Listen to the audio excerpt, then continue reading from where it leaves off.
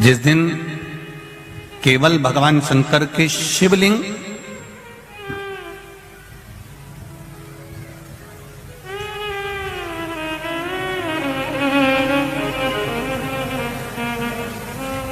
जैसे ये जलाधारी है माता पार्वती जी का हस्तकमल, ये शिवलिंग रखा हुआ है। ये जलाधारी में से पानी बहने का स्थान, बीच में मोटी सी लाइन जहां अशोक सुंदरी विराज रही है, राइट में गणेश जी, लेफ्ट में कार्तिकेय जी, और गोल जो भाग है वो माता जी का हस्तकमल है।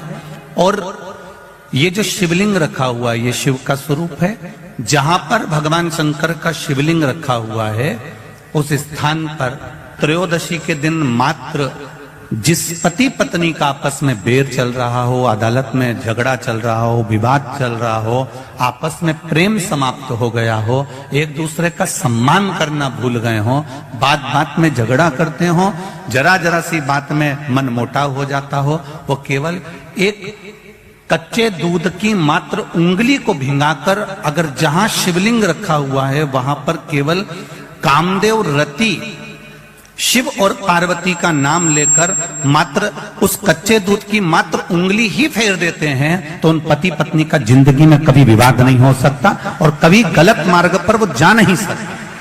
त्रयोदशी की महत्वता है, आज की महत्वता।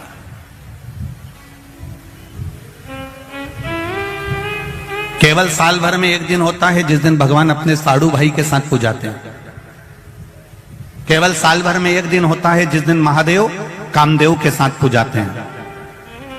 केवल साल भर में एक दिन होता है अनंग त्रयोदशी का दिन, जिस दिन भगवान शंकर ने कामदेव को भस्म करा था और उसको अनंग कर दिया था।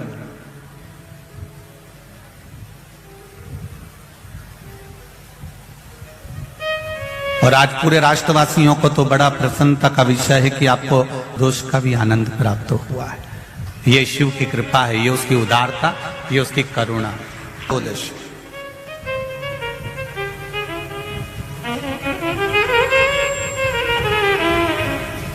अनंत त्रयोदशी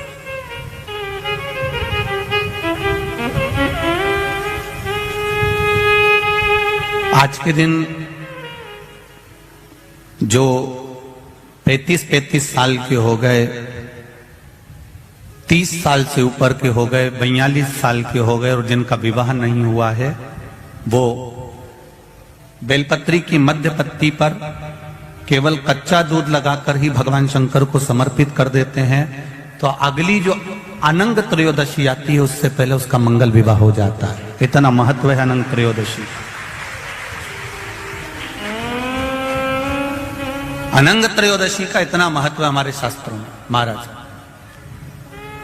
भगवान शिव ओगरदानी त्रिकालदर्शी कैलाशी अविनाशी भगवान शंकर ने माता सती को खूब समझाया था।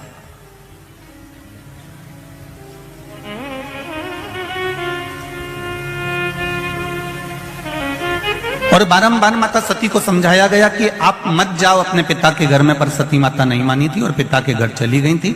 आखिरी में वो भस्म हो गई थी और शिवजी ने अपने तन पर वो भस्म धारण कर ली। देवादिदेव महादेव ने वो भस्म अपने शरीर पर धारण कर ली। समय आ गया, भगवान देवादिदेव महादेव नेत्र बंद कर कर अपनी साधना में, अपने तप में, अपने आनंद में, अपने राम नाम में, अपने कृष्ण नाम में डूब गए।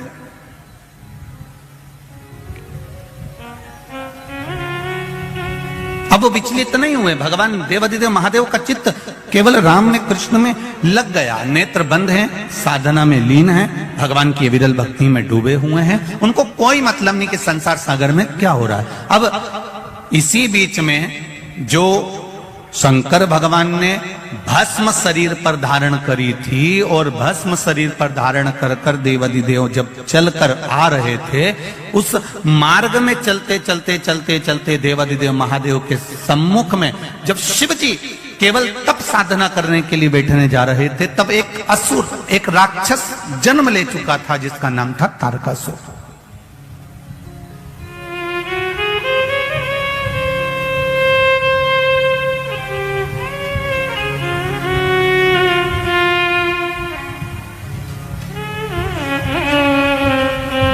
तारकासुर का जन्म हो चुका था।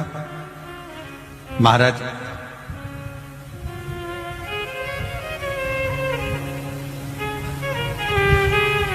देवताओं से ज्यादा सिद्धि दानवों में होती है। देवताओं से ज्यादा सिद्धि, देवताओं से ज्यादा विद्या, देवताओं से ज्यादा तंत्र विद्या, मंत्र विद्या, साधना विद्या, सिद्धियां देवता से ज्यादा दानवों के पास होती है, राक्षसों के पास होती है।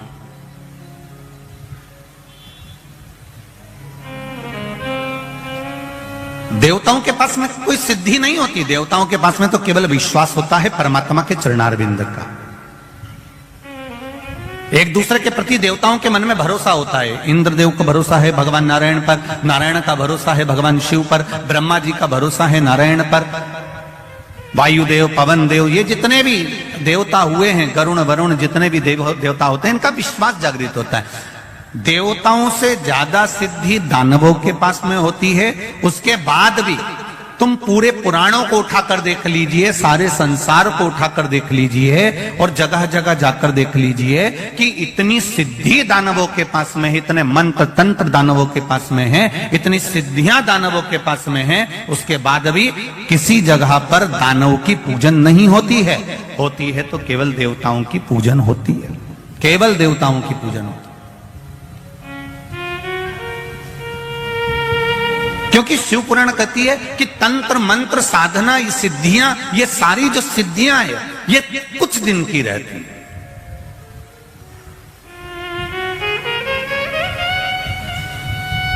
असुरों की, राक्षसों की जो सिद्धियां होती हैं, ये थोड़े दिन की होती है। पर जो विश्वास होता है, भरोसा होता है, प्रेम होता है, वात्सल्यता होती है, करुणता होती है, ये कम नहीं होती, ये और बढ़ती चली जाती है।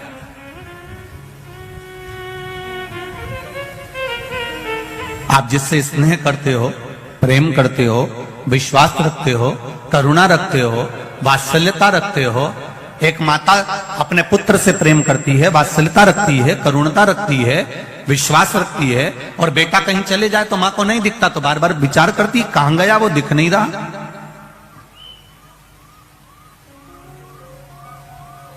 वो दिख नहीं रहा। कोई कोई स्नेह जो करते हैं, प्रेम जो करते हैं, उसको देखने के लिए तड़पते हैं।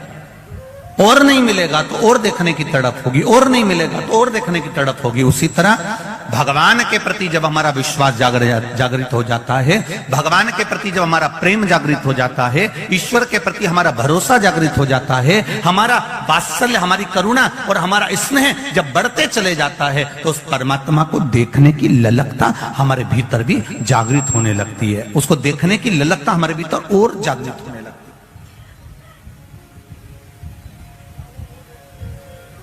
उसको देखने का मन जागृत होने लगता है। देव और दानवों में यह अंतर है कि दानवों के पास में सिद्धियां ज्यादा है, दानवों के पास में बहुत सारे तंत्र मंत्र साधना है, पर देवताओं के पास में कोई सिद्धि नहीं, कोई मंत्र नहीं, कोई तंत्र नहीं, कोई साधना नहीं। और देवताओं के पास में भले मंत्र तंत्र साधना नहीं है, उसके बाद भी आज भी संपूर्ण ब्रह्मांड में, संपूर्ण विश्व में देवता पूजाते हैं, दानव नहीं पूजाते। भले उनके पास में कितनी भी सिद्धियां हो, कितना भी बल हो, कितनी भी सिद्धियां एकत्रित करके रखे हो, कितना भी तंत्र मंत्र इकट्ठा करके रखे हो, पर वो पूजाते नहीं है। हमारे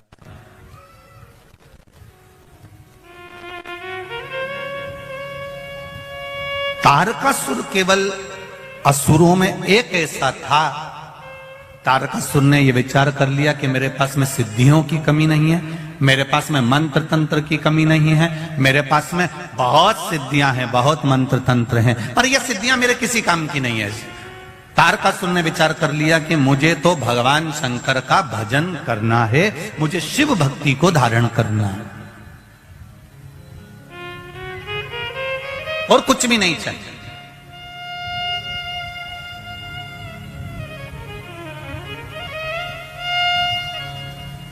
महाराज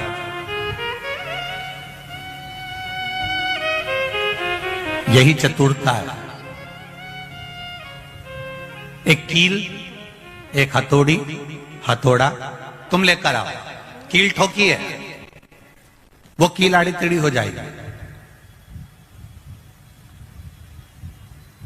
और एक कारीगर आएगा और वो कील ठोकेगा तो वो कील आड़ी तड़ी होगी क्या? नहीं होगी। कारीगर उसमें माहिर है, उसने कील उठाई और ठोकना चालू कर दिया, उसने देखा भी नहीं कील को, ठोकना चालू कर दिया और कील सीधी की सीधी लगी है, वो आड़ी टेढ़ी नहीं हुई है। वो आड़ी टेढ़ी होती ही नहीं है क्योंकि वो ठोक रहा है, तो उसमें कारीगरी जो है वो कील ठोकने में प्रबल है और वो ठोक रहा है। उसी तरह जैसे कील संसार का कोई व्यक्ति ठोक रहा है तो वो आड़ी टेढ़ी हो सकती है, पर कारीगर अगर ठोक रहा है तो वो सीधी ही लगेगी। उसी तरह आप इस मन को, इस चित्त को, इस वृत्ति को कहीं पर भी लेकर चले जाओ, पर किसी श्रेष्ठ कारीगर के पास में अगर पहुंच गए, किसी शिवालय में, किसी शिव महापुराण की कथा में पहुंच गए और वहां कोई कारीगर मिल गया तो इस मन को परमात्मा के चरणों में ठोक ही देगा, ये निश्चित है। ये इसकी श्रेष्ठता है। इस मन रूपी कील को किसी कारीगर के पास में, किसी देवालय में ले जाकर रख दो और अच्छा कारीगर मिल गया तो वो ठोकेगा और फिर ये कील इधर उधर नहीं जाएगी। शिव कृपा, हर हर शिव भक्ति में भगवान शंकर की अविरल भक्ति का जो सुख है, भगवान शिव की अविरल भक्ति का जो आनंद है, वो आनंद कोई साधारण नहीं। बैठिए बहन, जहां कहीं भी अब बैठ जाइए। श्री शिवाय नमस्ते। ये आनंद भक्ति का एक सुख है, विश्वास, भरोसा, दृढ़ता। फिर निवेदन करूंगा, देवों से ज्यादा बल दानवों में है, देवों से ज्यादा सिद्धियां दानवों के पास में है, देवों से ज्यादा तंत्र मंत्र साधना दानवों के पास में है। उसके बाद भी पूरे संसार में, पूरे विश्व में कहीं दानव की पूजन नहीं होती। क्यों? क्योंकि हमारी भारत भूमि जो है वो विश्वास, श्रद्धा और भरोसे के साथ जीती है। हम जितना प्रेम, वात्सल्य, करुणता परमात्मा के चरणों में रखते हैं, उतना सुख हमारे जीवन में हम प्राप्त कर लेते हैं, उतना सुख हम प्राप्त करें।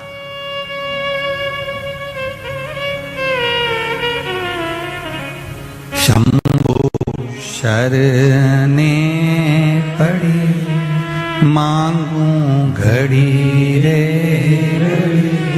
दुख काटू दया करीन दर्शन,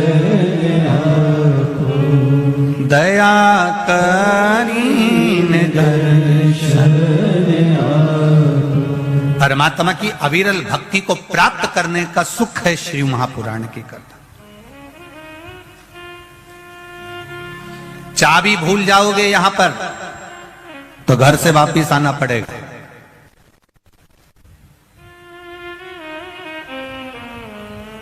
एक बात बहुत ध्यान लगाकर सुनना, चाबी की याद कब आती है? जब घर पर, जम के बोलो जरा, पहुंच गए। चश्मा भूल गए, चश्मे की याद कब आती है? जब कुछ पढ़ते से।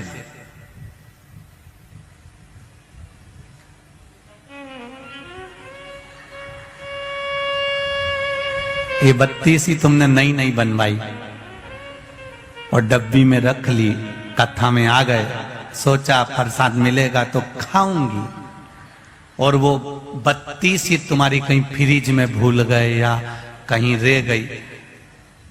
अब कुछ खाने का समय आया तो याद आई कि नहीं आई, मेरी बत्ती सी कहां है?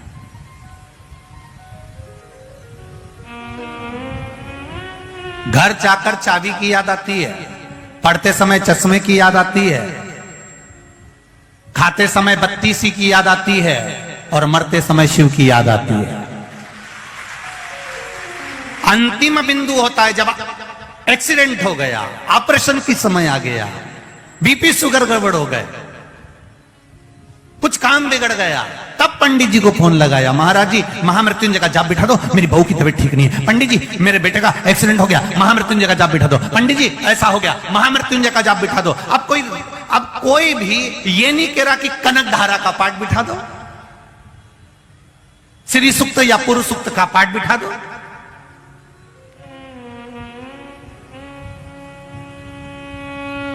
कनक धारा का पाठ, श्री सूक्त पूर्व सूक्त का पाठ कब याद आता है? जब दिवाली आती है, जब कोई शुक्रवार का दिन आता है, कभी लक्ष्मी को प्राप्त करने का दिन आता है। पर जब मृत्यु की घड़ी आती है, मौत की घड़ी आती है, जब उलझनों में मनुष्य उलझ जाता है, जब कहीं ऐसी विषम परिस्थिति में मनुष्य फंस जाता है, उस जगह पर कोई याद नहीं आता, तब मेरा महामृत्युंजय याद आता है, मेरा महादेव याद आता है, क्योंकि अंतिम क्षण में वो सम्मुख में होना चाहिए। अंत समय में तुझे आना ही है, अंत समय में दर्शन देना ही है, ये निश्चित है। तो अंतिम बिंदु में जब परमात्मा याद आएगा, घर गए चाबी याद आई, पढ़ते समय चश्मा याद आया, खाते समय बत्ती सी याद आई, और मरते समय शिव याद आया कि कोई महामृत्युंजय का पाठ बिठा दो, मेरा यहाँ ये तकलीफ आई है, महामृत्युंजय का अनुष्ठान करा दो। शिव को याद कब करा गया? जब अंतिम घड़ी आई, अंतिम क्षण आया, अंतिम पल आया।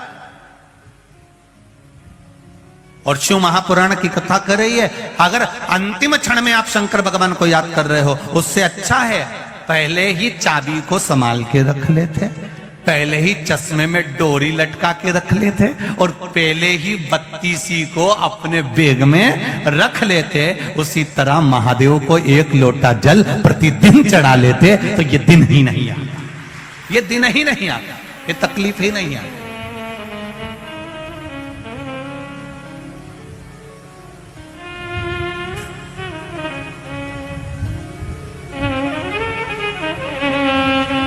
तारकासुर प्रकट हो गया, तारकासुर को लगा, तारकासुर को यह ज्ञात हुआ कि मुझ में बल बहुत है, मैं सब कुछ कर सकता हूं, मेरी सामर्थ्यता बहुत कुछ करने की।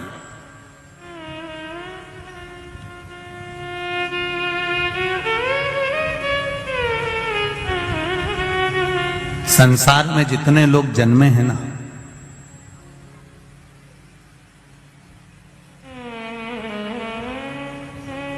संसार में जितने लोगों का जन्म हुआ है ना, कोई साधारण नहीं,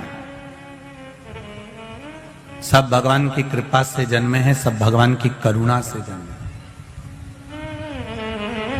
बस थोड़ा सा तालमेल मिलाने की जरूरत है। इतने चतुर चतुर लोग संसार में हैं, इतने विद्वान विद्वान लोग संसार में हैं, उसके बाद भी भूल कर जाते हैं परिवार में रहकर। पाँव में जब चप्पल पहनते हैं तो दोनों चप्पल का नंबर एक ही रखते हैं, दोनों चप्पल का नंबर एक ही रखा। 8 नंबर की चप्पल आती है तो इस पाँव में भी 8 नंबर पहनेंगे, इस पाँव में भी, बोलते जाओ जरा, 8 नंबर पहनेंगे। हो सकता है तुम्हारे बड़ोदरा में ऐसा होता हो कि इसमें 9 नंबर, इसमें 8 नंबर, तो बात दूसरी। पर हमारे यहाँ तो नहीं होता, हमारे यहाँ तो अगर 7 नंबर की चप्पल है तो दोनों 7 नंबर की है, 8 नंबर की है तो दोनों 8 नंबर की है, 9 नंबर की है तो दोनों 9 नंबर की है। और अगर एक चप्पल दूसरे नंबर की पहनकर चल लो तो बहुत लंबा चल सकते हो क्या? एक 8 नंबर की पहन लो और एक 9 नंबर की पहन लो, तुमसे कोई कह दे जाओ जरा यहां से वहां तक चले जाओ, चल सकोगे? नहीं, या तो चप्पल काट लेगी या फिर चलने में तकलीफ आएगी, पांव दुखेगा, कुछ ना कुछ प्रॉब्लम खड़ी हो जाएगी। अब इतनी विद्वत्ता सब में है कि चप्पल एक ही नंबर की होना चाहिए। अगर एक चप्पल 8 नंबर की और एक 9 नंबर की है तो बहुत लंबा नहीं चल सकते। उसी तरह परिवार में रह रहे हो, घर में रह रहे हो, तो निवेदन है पति पत्नी जब दोनों साथ रहें, भाई भाई जब साथ रहें, देवरानी जेठानी जब साथ रहे, सास ससुर जब साथ में रहें, बहुएं अपने परिवार के साथ में रहे, तो निवेदन है जैसे चप्पल 1 नंबर की होती है, जब आप अपना मायका छोड़कर ससुराल में आ जाओ, आप कौन से नंबर की चप्पल रखते हो, कितना क्रोध रखते हो, कितना कितना वाणी में क्या रखते हो, उससे कोई मतलब नहीं होना चाहिए। अब ससुराल में आ गए हो तो चप्पल का एडजस्टमेंट कर कर चलना, अर्थात अपने को उनके नंबर से मिलकर चलना पड़ेगा, तब जाकर लंबा चल सकते हो। अगर इससे मिलकर नहीं चले तो थोड़ा जाने के बाद में अदालत पहुंच जाओ।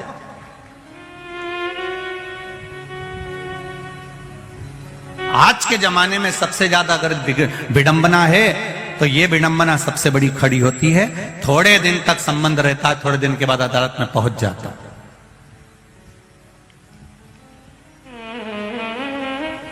बड़ा दुख होता है कि पिताजी ने 25 लाख 50 लाख खर्च करा, 40 लाख खर्च करा, 10 लाख खर्च करा, पिताजी ने बेटी के विवाह में खर्च करा, उधर बेटे के विवाह में खर्च करा, दोनों का नंबर नहीं मिल पाया, बहुत लंबा नहीं चल पाया,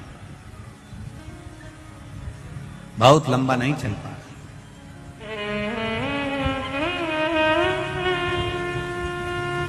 उसको मिलाने का प्रयास करिए।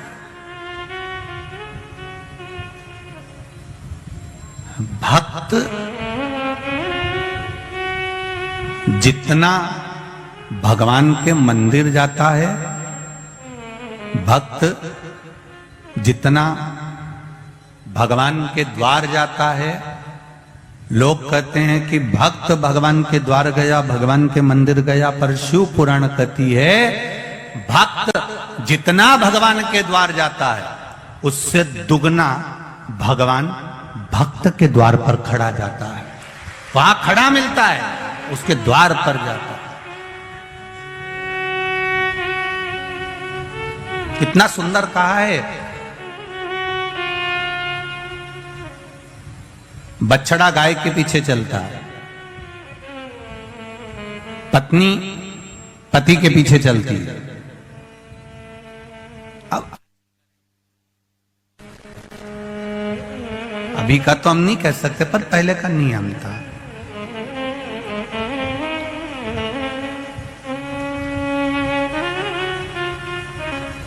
पहले का एक बहुत नियम था कि पत्नी पति के पीछे। एक हमने पहले भागवत जी में एक लीला श्रवण करी थी भगवान कृष्ण की, कि एक गोपी भगवान को बहुत बहुत घर जा जाके रोज चोरी का इल्जाम लगाती थी, रोज प्रतिदिन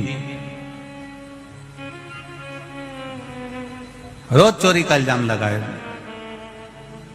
यशोदा जी ने भी कह दिया, जिस दिन तुम मेरे लाला को पकड़ कर बता दोगी ना, उस दिन गारंटी है मेरी, मेरा बेटा चोर नहीं हो सकता।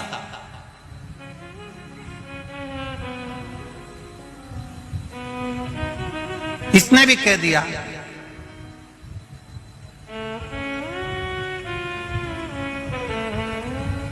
अगर मैंने भी तेरे बेटे को, तेरी औलाद को अगर पकड़ कर नहीं बताया तो मेरा नाम भी कमला बई नहीं। अब जो भी उसका नाम होगा उस समय पर, मेरा नाम भी ये नहीं। अब इतनी शर्त लगा के चली गई। यशोदा जी ने अपने लाला को गोदी में लिया और गोदी में लेकर यशोदा जी बोली, कनुआ तेरे से एक निवेदन करूं मैं? हाँ मैया बोल। लाला तू उस गोपी के यहां कभी मत जाना, वो हमेशा तेरे पर इल्जाम लगाती और मेरे सामने नाक लगा कर आई है बहुत, और कह रही थी मैं पकड़ के बताऊंगी। कन्हैया बोले ठीक है मैया, मैं तो किसी के घर जाता ही नहीं हूं, और तूने इतना कह दिया तो अब तो और नहीं जाऊंगा।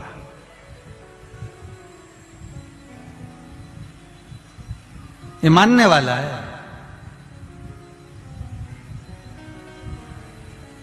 सबसे पहले उसी गोपी के घर गया, सबको लेके गए। अब गोपी भी इतनी समझदार थी, इतनी चतुर थी कि उसने आज लाला को पकड़ने के लिए मटकी के नीचे घंटी लगा दी थी। नीचे लगा मनसुका, श्रीदामा, मधुसूदन, फिर दाऊ, फिर ऊपर चढ़े कन्हैया।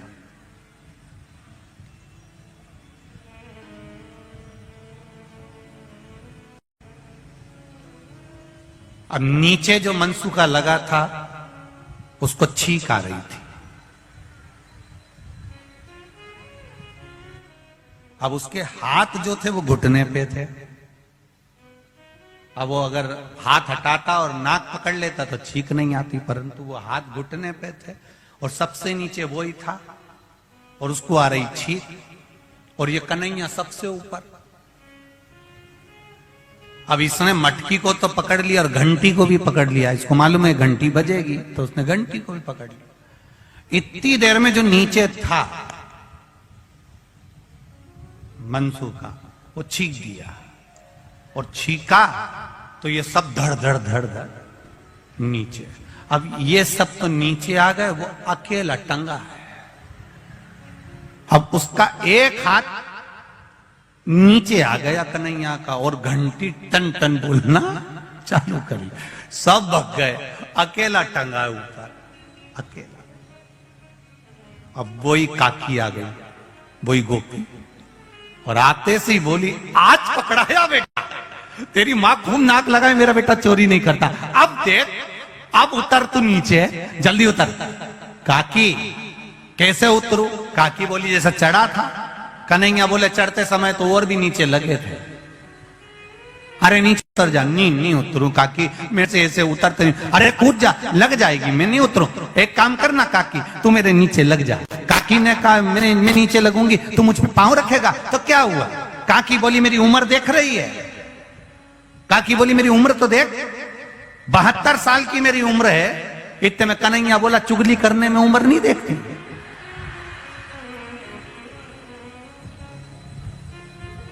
काकी ने बोला मैं लग जाती हूं, तो धीरे से उतरना हो, देख मेरा बुढ़ापे का ध्यान रखना हो। अब कन्हैया ने काकी के कंधे पर पांव रखा, मटकी को पकड़ा। अब कन्हैया एक पांव इधर करे, एक पांव इधर करे, फिर इधर करे, फिर इधर करे। काकी यूं यूं होए, तो इतने में काकी चिल्लाई क्या कर रहा है, उतरता क्यों नहीं है? कन्हैया बोला काकी ऐसा लग रहा हो जैसे सावन के महीने में हिंडोला झूल रहा।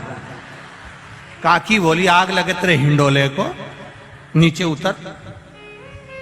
तब कन्हैया ने छोटी मोटी पकड़ के नीचे उतरा, और काकी ने उसको पांव में दमोच लिया। अब काकी तो कंगा कर रही थी, बाल बा रही थी, पूरा बाल खुला हुआ था उसका, और इसने कन्हैया को पांव में दमोच लिया। और जल्दी से काकी ने कहा आज पकड़ाई में आया है, तेरी मैया खूब नाक लगाती थी, मेरा बेटा चोरी नहीं करता, चोरी नहीं करता, आज दिखाऊंगी तेरे को, ले जाके तू चल तो सरी। और कन्हैया को पांव में दमोच लिया काकी ने, और जल्दी से चोटी करने लगी। अब चोटी करने में समय लगता है,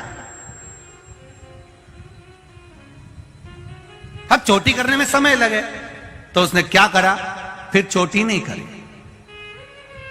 फिर जैसे गुजरात की मेरी बहनों क्या करती है,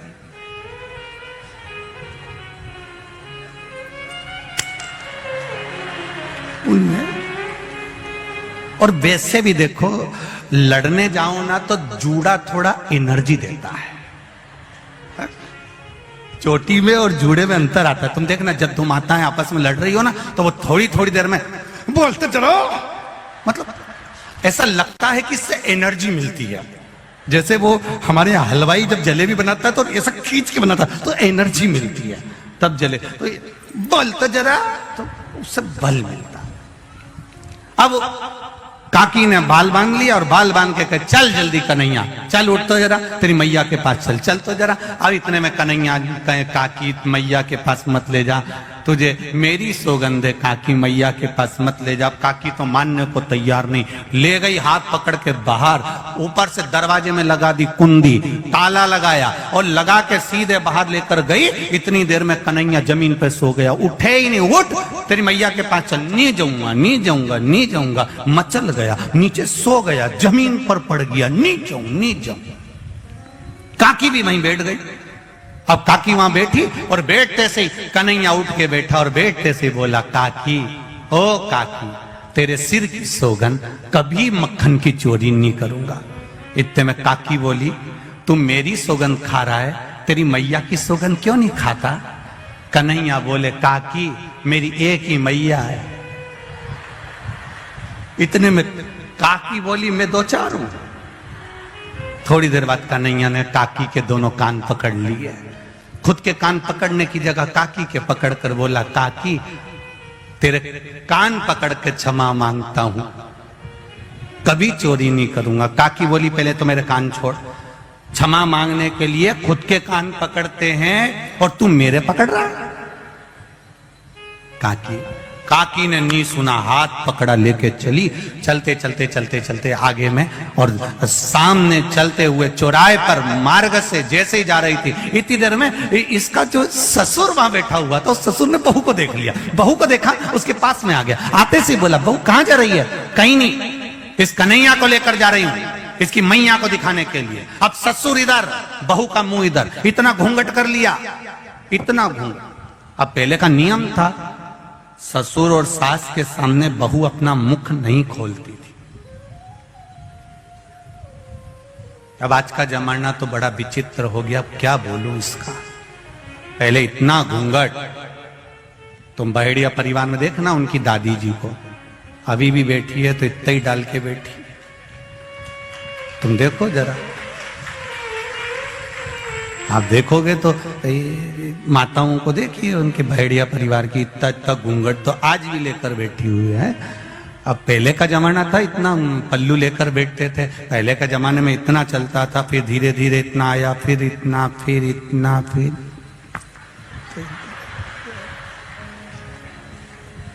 अब तो देखते रह जाओगे। मिल रहा, अब वो इतना पल्लू इतना हो गया।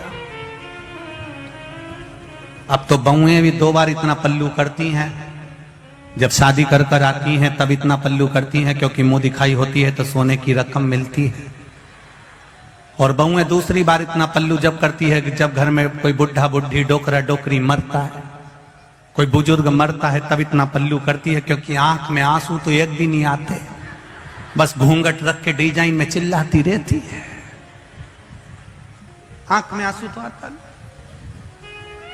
अब इधर ससुर खड़ा, इधर बहू ने मुंह कर लिया, कन्हैया का हाथ पकड़िए और हाथ पकड़ कर लेकर जा रही, इसकी मैया को दिखाने जा रहे हैं।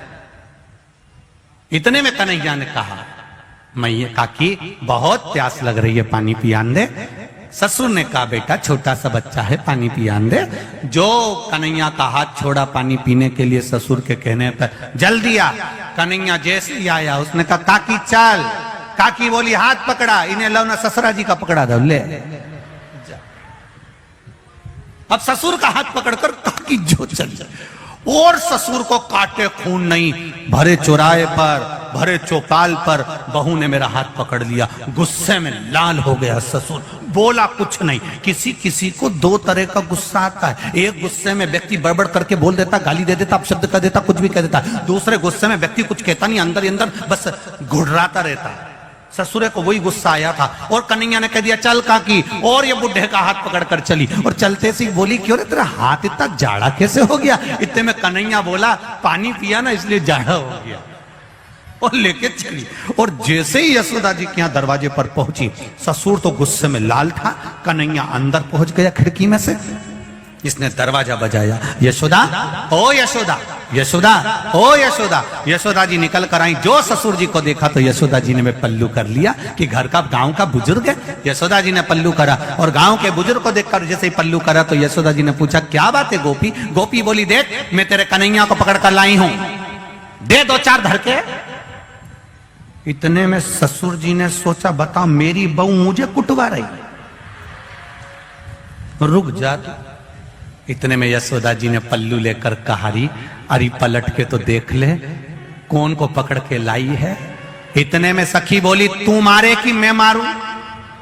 ससुर ने कहा, मेरी बहू मुझे मारेगी, आज देखो ही सरी। ससुर खड़ा, और इतने में यशोदा जी बोली, पीछे पलट तो सरी। जो यशोदा जी ने कहा और सखी ने पलट कर देखा तो ससुर को देखकर रो पड़ी, पिताजी तुम कहां से आ गए? इतने में मैं तो कन्हैया को पकड़ कर लाई थी। ससुर जी ने कहा, तू घरे तो चल, तुझे बच्चे में और बुढ़े में अंतर नहीं टिके, तू घरे आ, घर। इतने में कन्हैया अंदर से आंख मलता मलता आया, मैया क्या हो गया? इतने में यशोदा जी बोली, ये गोपी तो पागल हो गई। यशोदा जी अंदर गई, कन्हैया बाहर निकल के ठोड़ी पे हाथ रखकर बोला, कैसी है? जो कन्हैया ने कहा, इतने में तो गोपी बोली तू रुक जा रही, एक बार अब की बार पकड़ाई में आ गया ना, पुदीना की चटनी नहीं बनाए, ऐसी तेरी चटनी नहीं बनाई तो मेरा नाम गोपी नहीं। इतने में कन्हैया बोला पहले घरे जा घरे, तेरा खसम तेरी ऐसी चटनी बनाएगा, तेरा पति तेरी चटनी बनाएगा, तू जा। और ये गोपी घर गई। ससुर जी रात को बैठे हुए थे, गोपी ने कहा उनसे मत कहना। ससुर जी ने कहा जाओ अपने कमरे में। रात को ससुर जग रहा, पति आ गया इसका। पति ने पूछा पिताजी आज आपको नींद नहीं आ रही? बाबूजी, दाई जी आज आपको नींद नहीं आ रही? भाऊ आप आज नींद नहीं आ रही? इतने में ससुर जी ने कहा जिस घर में ऐसी बहू हो कौन ससुरे को नींद आएगी, बता तू क्या हुआ? रास्ते में से मेरा हाथ पकड़कर यशोदा जी क्या ले गई और क्या क्या मारो, और क्या क्या मैं कन्हैया को पकड़ के लाई थी। इतने बुढ़े में इसको कन्हैया दिख रहा। बेटे ने तुरंत अपने पिताजी से कहा पिताजी ये देखो। पिताजी बोले बेटा ये क्या हो गया? पिताजी रात को पानी पीने उठा था, इसने डंडा उठा के मेरे को जो दिया धर के। मैंने पूछा किसको मार रही? तो क्या कन्हैया को मार रही? बता, इसको पति में कन्हैया दिखे पिताजी, इसको ससुर में कन्हैया दिखे, इसको हो क्या? ससुर ने कहा बेटा मुझे लग रहा है इसको कोई हवा मवा लग गई, अब वो निकलेगी कैसे? तो उन्होंने कहा एक काम करो, वृंदावन जाते हैं तो वहां पर एक बाबा बैठा है काली कामल ओढ़ के, उसको लेकर आ जा। इतने में कन्हैया जी के पास में मनसुखा ने जाकर कह दिया वो गोपी का पति जा रहा है बाबा जी को लेने। कन्हैया ने माखन की मटकी उठाई, बाबा जी को दे दी, बाबा की काली कामल ओढ़कर कन्हैया बैठ गया। इतने में इसका पति आकर बोला बाबा मेरी पत्नी को कोई हवा धर गई बाबा, उसको सही कर दो बाबा। बाबा ने कहा चलो। आगे आगे इसका पति, पीछे पीछे बाबा, काली कमल ओढ़कर कन्हैया गए। और जो पहुंचे इतने में कन्हैया ने कह दिया ससुर भी दूर रहो, पति भी दूर रहो, पहले मुझे देख के आन दो कि कौन को हवा लगी है। कि वो बैठी है दरवाजे पे बैठी थी। कन्हैया काली कमल ओढ़कर जो गए और ओढ़कर जाकर कम्बल हटाकर बोले काकी कैसी? काकी बोली कन्हैया आ गया। अब जैसे ही बोली कन्हैया आ गया, इतने में तो ससुर और पति दोनों चिल्ला के बोले बस बाबा हवा ये लगी है। हर एक में कन्हैया दिख रहा है। अब बताओ तुम में भी कन्हैया दिख रहा है बाबा, इसको कन्हैया दिखना बंद हो जाए ऐसी कृपा कर दो। इतने में भगवान ने कहा तुम चिंता मत करो, इसको दरवाजा लगाने का बहुत शौक है, इसको अंदर खटिया से बांध दो। कमरे में खटिया से बांधा, 5 किलो मिर्ची लाओ, एक तगाड़ी कंडा जला के ला, लकड़ी जला के ला, अंदर रखो। 5 किलो मिर्ची झोंक के दरवाजा लगा के बाहर बैठ गया। थोड़ी देर बाद अंदर गया, सबसे कह दिया अंदर मत आना। अंदर जाके पूछे काकी कैसी? काकी क्या थी? तो रुक तो सर। पति आकर बोले बाबा थोड़ा ठीक है। कन्हैया ने काकी से पूछा अब चुगली करेगी? मेरी मैया के पास जाके कुछ बोलेगी? इतने में ससुर ने कहा बाबा इससे पूछो कहीं कन्हैया तो नहीं दिख रहा। इतने में खड़े हो जाओ। कन्हैया ने पूछा ये कौन है? महाराज ससुरा जी। ये कौन है? महारा पति देवता। मैं कौन हूं? कन्हैया। इतने में ससुर ने कहा बाबा 2 भूतड़ी तो निकल गई, एक बच्ची है 5 किलो और झोंक दो तुम तो, और झोंको 5 किलो। और उन्होंने ली ने 5 किलो मिर्ची और झोंक दी। ले अब की बार कन्हैया ने पूछा ये कौन? महाराज ससुरा। ये कौन? महारा पति देवता। जो बोले ये मैं कौन? बाबा। बाबा तुम्हें कहीं कन्हैया दिख रहा? बिल्कुल नहीं दिख रहा, बिल्कुल।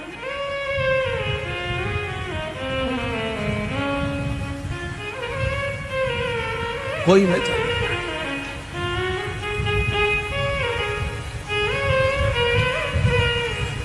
हृदय चित्त से कथा कर रही है।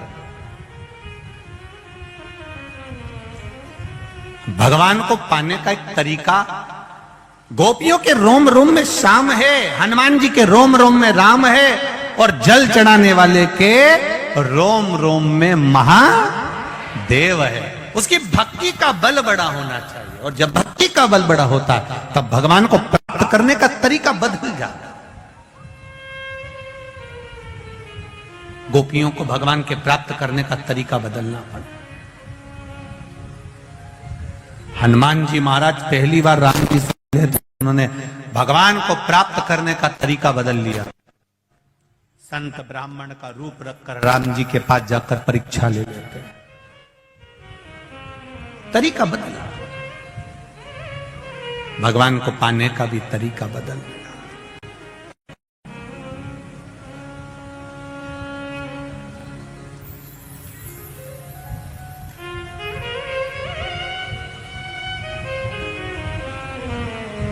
भगवत तत्व की प्राप्ति का तरीका बदला। बस शिव कथा यही कर रही है। आप दिल से, हृदय से, चित्त से, मन से जब भगवान की शरणागति ग्रहण करते हो तब भगवान आपको पकड़ लेता है। गाय के पीछे बछड़ा चलता है, पति के पीछे पत्नी चलती है, और भक्त के पीछे मेरा महादेव चलता है, वो पीछे पीछे चलता है।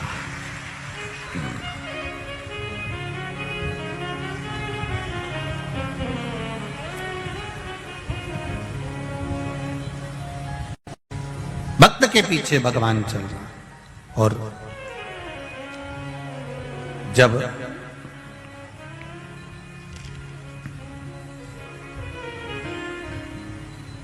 भक्त के पीछे जब भगवान चलता है तो वो अपने भक्त को कभी दुखी नहीं देख सकता। अपने भक्त को कभी वो दुखी नहीं देख सकता। आप सबसे एक निवेदन, तारकासुर से थोड़ा सा सीखना है हमको कि तारकासुर असुर होकर, राक्षस होकर भी भगवान शंकर की भक्ति को नहीं छोड़ा था।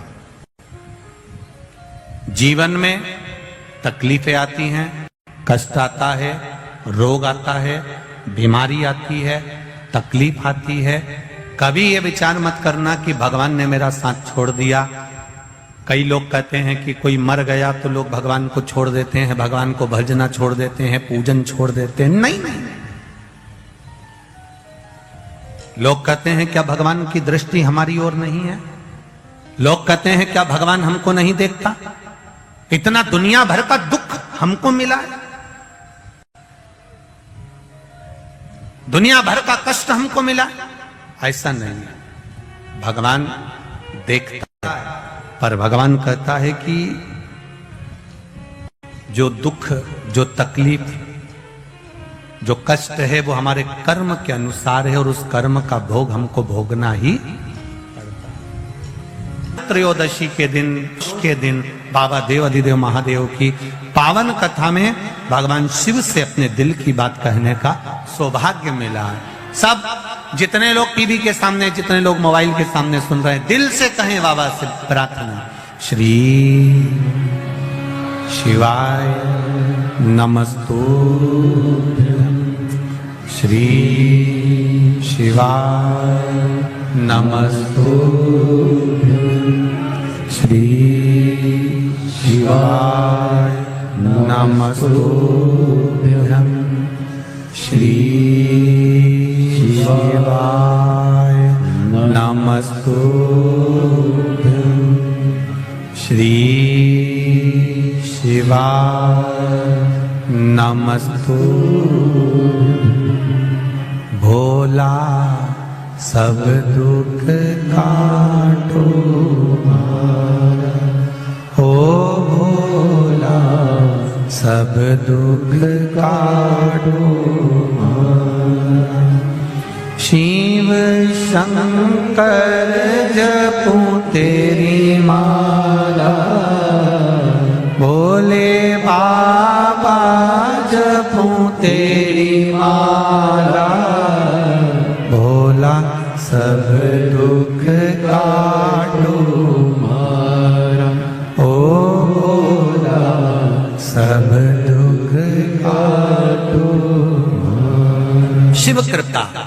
भगवान देवादिदेव महादेव की पावन कथा कर रहे।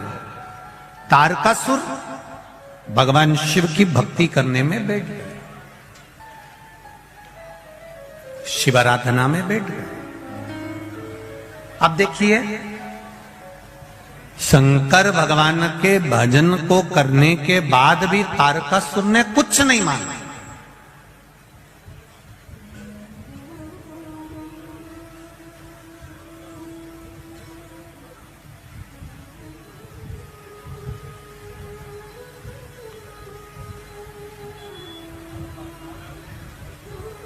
प्रसाद का एक मतलब अच्छे से समझिए जरा।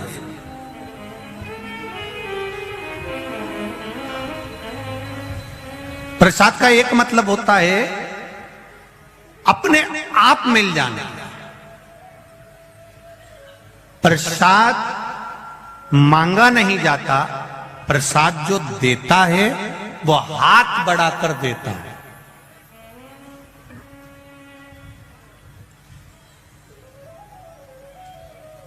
और बहुत ध्यान दीजिएगा जरा थोड़ा सा। एक वो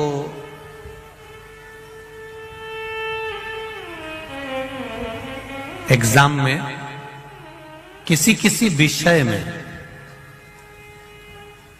बच्चे को 5 नंबर, 4 नंबर, 7 नंबर ज्यादा मिलते हैं, किसी किसी।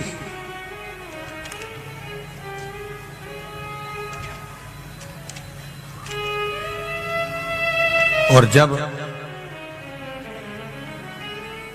उस बच्चे को 2-4 नंबर, 5 नंबर ज्यादा मिलते हैं तो उसको अंग्रेजी में ग्रेस बोलते हैं, इतना नंबर ज्यादा मिला।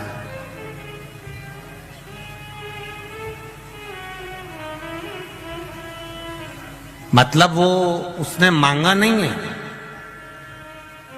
एग्जाम देते समय उसने ये नहीं लिखा था कि मुझे इस नंबर में, इस सब्जेक्ट में इतना ग्रेस देना, इतना ज्यादा देना, ये उसने बोला नहीं। प्रसाद को अंग्रेजी में ग्रेस भी कहते हैं, मतलब मांगा नहीं जाए और मिल।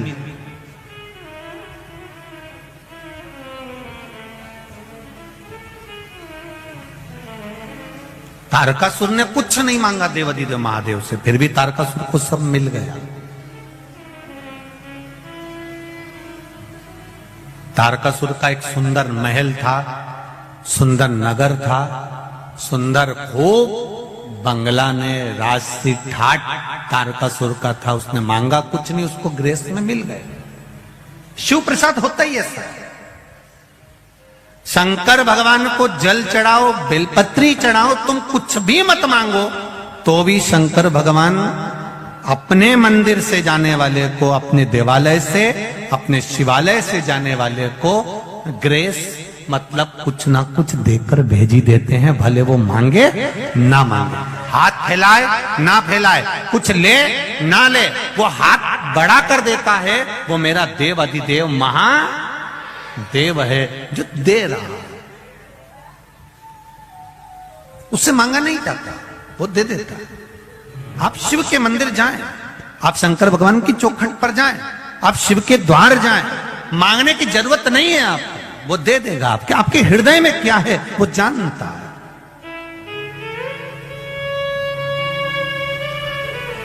अभी इंदौर की कथा किस किसने सुनी थी टीवी पर? हाथ उठाओ जरा, जिसने सुनी। सबने सुनी है? धरो धरो, वापिस धरो। ठीक है। इंदौर की कथा में एक बात कही थी कि ब्रह्मा जी के सामने ब्रह्माणी ने, ब्रह्मा जी के सामने सरस्वती ने, ब्रह्मा जी के सामने वीणा देवी ने अहंकार के शब्द कह दिए थे कि मुझ में इतना स्वर है, मुझ में इतना ज्ञान है। तब ब्रह्मा जी ने कह दिया था कि तुम्हें शंकर भगवान के पास जाना पड़ेगा। तुम रुका जी के पास गई, तुम रुका जी ने उनको ज्ञान नहीं दिया, तब जाकर शिव जी ने उनको शास्त्रीय संगीत का सुर प्रदान किया।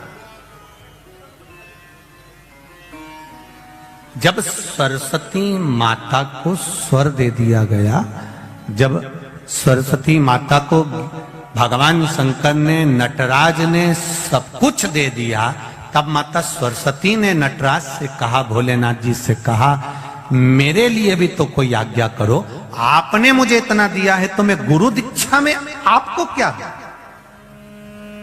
मैं आपको क्या प्रदान करूं? यह प्रसंग उस दिन रह गया था। आज अनंग त्रयोदशी के दिन यह प्रसंग वापिस आया है, इसको अच्छे से सुनना। भगवान शंकर जी से, नटराज जी से सरस्वती जी कह रही हैं कि आपने मुझे स्वर दिया, आपने मुझे संगीत दिया, आपने मुझे सब कुछ प्रदान करा, अब मेरा भी तो फर्ज बनता है, मेरा भी तो कोई फर्ज है कि अपने गुरु को कुछ दूं। मैं अपने गुरु को मैं कुछ प्रदान करूं, ये मेरा फर्ज है।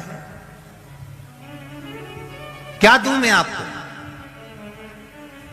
देवादिदेव महादेव ने जो मांगा वो संपूर्ण विश्व के कल्याण के लिए मांगा। क्या मांगा मेरे महादेव ने? मेरे महादेव ने कहा, वीणा देवी, सरस्वती सुनो, जैसे जरासंध और दुर्योधन ने जो मांगा था, भीम के हृदय की बात आपने माता पार्वती को बताई थी। बस मेरे शिवालय में, मेरे मंदिर में, मेरे देवालय में कोई जल चढ़ाने आए या बेलपत्र चढ़ाने आए या भूल से भी मेरी देहली पर चढ़ जाए, उसके मन में क्या चल रहा है आप तुरंत बस नंदी से जाकर कह देना, नंदी मुझे बता देगा। मैं शाम को प्रदोष काल के समय रोज भ्रमण पर जाता हूं, मैं कल्याण कर दूंगा। बस इतनी ही सुना। अब वीणा देवी सरस्वती का काम क्या है?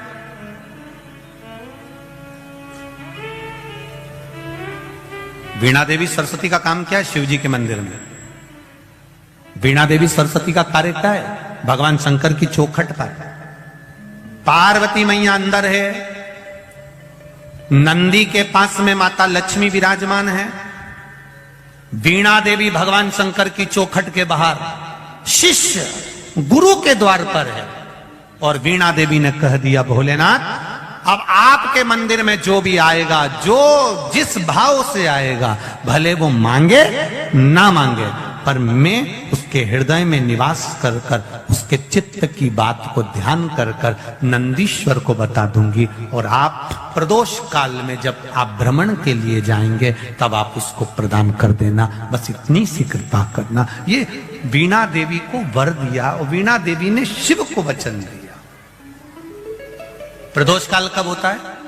सूर्य अस्त होने वाला है, सूर्य डूबने वाला है, उसके 45 मिनट पहले से सूर्य डूब जाता है, उसके 45 मिनट बाद तक प्रदोष काल का समय होता है। शिव जी के भ्रमण का समय क्या है? यही प्रदोष है। प्रतिदिन मेरे देवादिदेव महादेव भ्रमण पर निकलते, प्रतिदिन।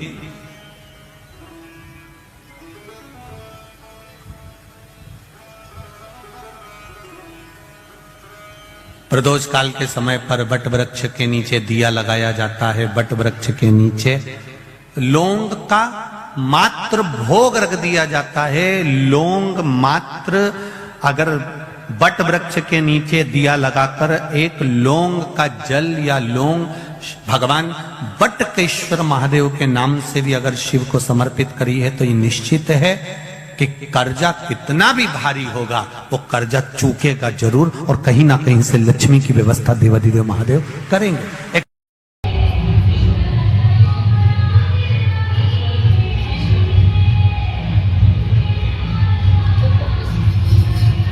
कहना चाहूंगा, आप जिस भाव से, जिस हृदय से, जिस चित्त से इस पावन शिव महापुराण की कथा को सुन रहे हो, श्रवण कर रहे हो, इस ग्राउंड में बैठकर, इस सुंदर कथा स्थल पर बैठकर लाखों की संख्या में आकर आप इस कथा को श्रवण कर रहे हो, आस्था चैनल पर सुन रहे हो, फेसबुक ग्रुप पर सुन रहे हो, ये विश्वास रखना दिल से सुन रहे हो तो मेरा बाबा देता भी दिल से ही है, खाली नहीं छोड़ता, वो देता है दिल से। आप यहां से जब जाएं तब एक बार दिल से उसको नमन कर कर दिल से कहकर जाना, उसको हृदय से विनय कर कर जाना, निवेदन कर कर जाना, करेगा। बिना मांगे दे देता है, बिना मांगे रिटर्न बढ़ल बाबा, बिना मांगे प्रदान कर, बिना मांगे वो दे रहा। शिव कृपा आप करो। प्रसाद मांगा नहीं जाता। शिव महापुराण की कथा कहती है प्रसाद देने वाला अपना हाथ खुद आगे बढ़ाता है देने के लिए। शंकर भगवान पर जल चढ़ाओ तुम, भले मत मांगो। जिसने हाथ आगे बढ़ाकर शंकर भगवान पर जल चढ़ाया है, मेरा महादेव हाथ आगे बढ़ाकर उसकी झोली भर देता है, ये निश्चित है।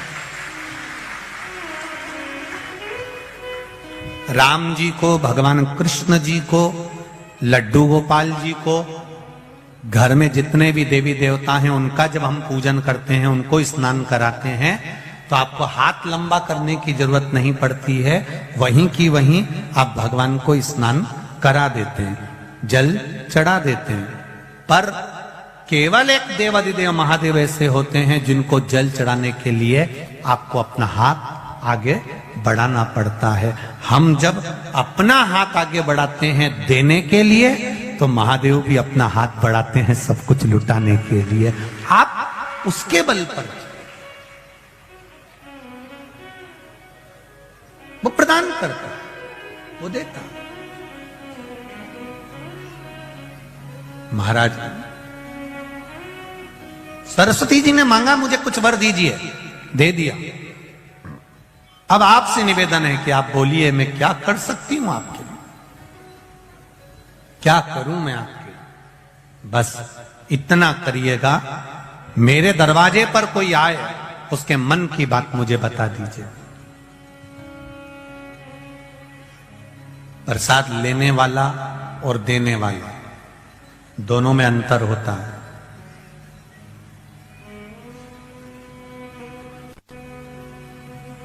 मैं बहेड़िया परिवार को बहुत बहुत साधुवाद धन्यवाद देना चाहूंगा। पुत्र काव्य की स्मृति में यह कथा चल रही है और आपका जो आत्मीय प्रेम यहां पर आए हुए भक्तों के प्रति, जो रात को 5-5, 10-10 हजार, 15-15 हजार लोग यहाँ ठहर रहे हैं, उनको सुबह चाय बिस्कुट, फिर भोजन, रात्रि को सब सोते हैं, तब सुंदर दूध उकलवा कर सबको गिलास भर भर कर दूध पिला देना, रात भर चाय चला देना। मैं बहेड़िया परिवार को धन्यवाद देता हूं, बहुत बहुत धन्यवाद। कथा तो बहुत देखी और बहुत करी, पर यजमान परिवार ने जो ये व्यवस्था दी है, यजमान परिवार ने जो ये व्यवस्था प्रदान करी है, ऐसी व्यवस्था कहीं नहीं दी। एक देखी थी रायपुर छत्तीसगढ़ में, बसंत जी अग्रवाल ने कराई थी। एक खरगोन में, वो कौन परिवार था जिन्होंने खरगोन में कराई थी। समिति कराती है तो समिति अपने हिसाब से व्यवस्था करती है। एक अकेला यजमान जब कथा कराता है और वो यजमान इतनी व्यवस्था देता है, तो बहुत भोलेनाथ जी से हम हर पल यही प्रार्थना करते हैं, बाबा इनको इतना देना कि ये दोनों हाथों से ऐसे ही लुटाते हैं, ऐसे ही कृपा कर। ये करुणा है भोलेनाथ जी की, ये दया है भोलेनाथ जी की, ये उदारता, ये करुणा है भोलेनाथ बाबा, ये दया। और फिर कहकर जा रहे हैं, इस व्यासपीठ से इतना जरूर कहूंगा, जहां जहां शिव पुराण कथा करी है, वहां वहां से लोगों ने डबल से फोन लगाया है कि एक बार शिव पुराण फिर दे दीजिए। मेरा बाबा शिव पुराण कराने के बाद इतनी कृपा कर देता है, इतनी दया कर देता है कि जितना लोग बाबा के लिए खर्च करते हैं उससे 1000 गुना बाबा फिर दे देता है। ये शिव कृपा, ये उदार। ये करुणा। बाबा फिर दे दे, ये उसकी उदारता है, ये उसकी करुणा।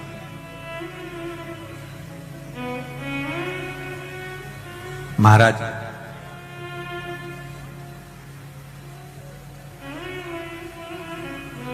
प्रसाद मांगा जाए वो एक अलग प्रभाव है, प्रसाद देने वाला आवाज लगाए, ए भैया इधर आओ, ले प्रसाद लेकर जाओ। कितना सुंदर कहा है स्कंद पुराण के अंदर। एक बार हमने पहले भी कथा में कहा, शिव महापुराण का एक संवाद की सबसे ज्यादा नरक में कौन जाता है, तो कहा प्रसाद बांटने वाला जाता है।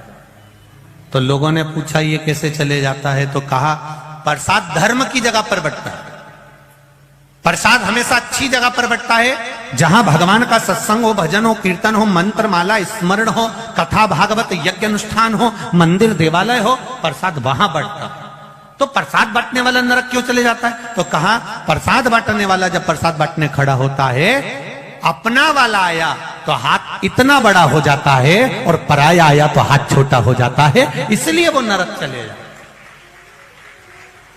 पर आज इतने समय के बाद प्रसाद शिव महापुराण में एक बात फिर कहने जा रहे हैं, स्कंद पुराण की, पद्म पुराण की, गर्ग संहिता की और शिव महापुराण की एक बात आज आप लोगों को कहने जा रहे हैं जो अभी तक नहीं कही। शिव महापुराण के अंतर्गत कहा प्रसाद देने वाला व्यक्ति जब किसी को बुलाकर अपना हाथ लंबा कर कर प्रसाद देता है तो वो भगवान विष्णु के बैकुंठ द्वार में, भगवान विष्णु के बैकुंठ में जहां माता लक्ष्मी जी भोजन बनाती है, लक्ष्मी जी भोजन बनाकर रख देती है, परसने का कार्य उसी व्यक्ति को दिया जाता है जो हाथ लंबा कर कर बुलाकर प्रसाद देता है।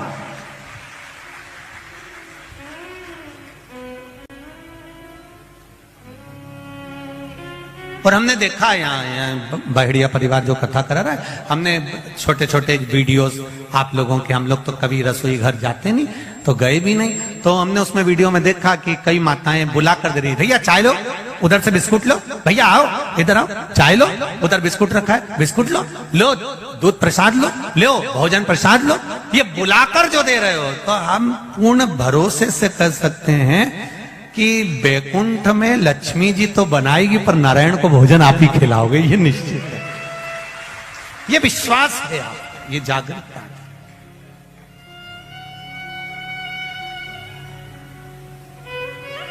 जब बड़ी बड़ी कथाएं का आनंद लेते हैं तो रोड पर भी लोग स्टॉल लगाते हैं, कोई पोया बांटता है, कोई चाय बांटता है, कोई हलवा बांटता है, कोई सामान बांटता है, आवाज लगा के भैया आओ इधर आओ ये लेकर जाओ, सालासर जी जाओ सालासर जी में मेला हो, खाटू श्याम जी जाओ खाटू श्याम जी का मेला हो, सांवरिया जी जाओ सांवरिया जी का मेला हो, आप चार भुजा जी जाओ चार भुजा जी का मेला हो, बड़े बड़े सेट स्टॉल लगाते हैं, आवाज लगाते हैं, आओ ले जाओ, दोनों हाथों से लुटाते हैं।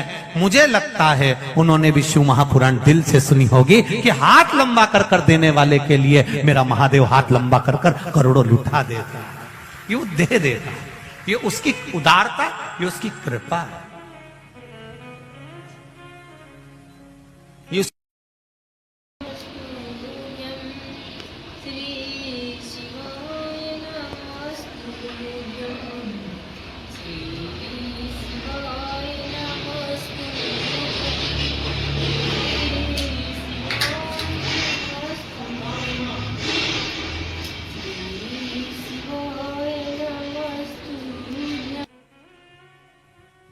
तारकासुर बिना मांगे तारकासुर को सब मिल गया, देवताओं में हलचल मच गई,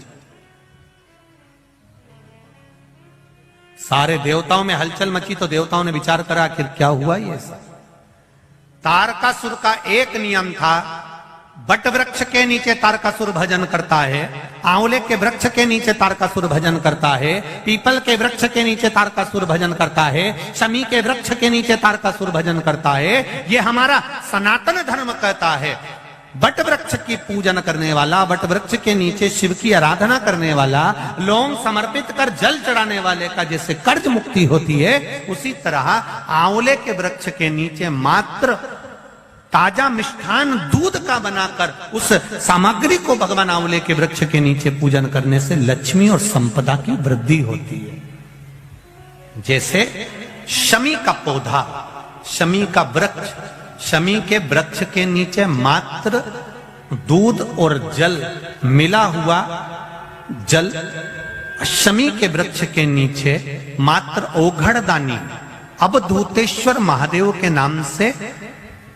केवल हफ्ते में एक बार भी अगर दूध और जल का मिश्रण शमी के पौधे के नीचे कर दिया जाता है तो कहते हैं शरीर में बड़ी से बड़ी अगर बीमारी है, कहीं कैंसर जैसा रोग है या किडनी लीवर जैसा रोग है, कोई भी तकलीफ, कोई गांठ अगर शरीर में हो गई है तो शमी के वृक्ष के नीचे दूध का जल थोड़ा सा हफ्ते में एक बार अवधूतेश्वर महादेव के नाम से समर्पित कर देने से रोग का निवारण होने लगता है, रोग थम जाता है और उस आगे नहीं बढ़ पाता और उसका इलाज चालू हो जाता है, सुख का अनुभव हो।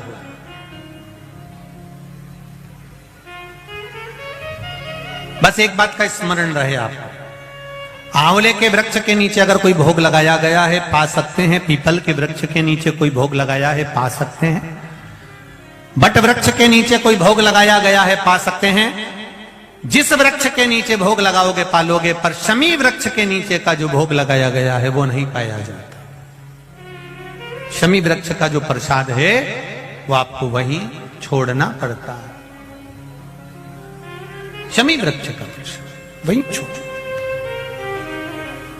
शिव कथा कह रही, तारकासुर ने तारकासुर खूब उपद्रव। अब सारे देवताओं के पास सूचना मिल गई, जाओ 33 कोटि देवी देवताओं ने जाकर तारकासुर से बात करी है।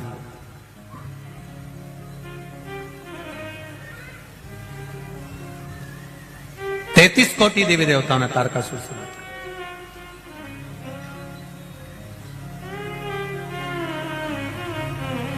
कहा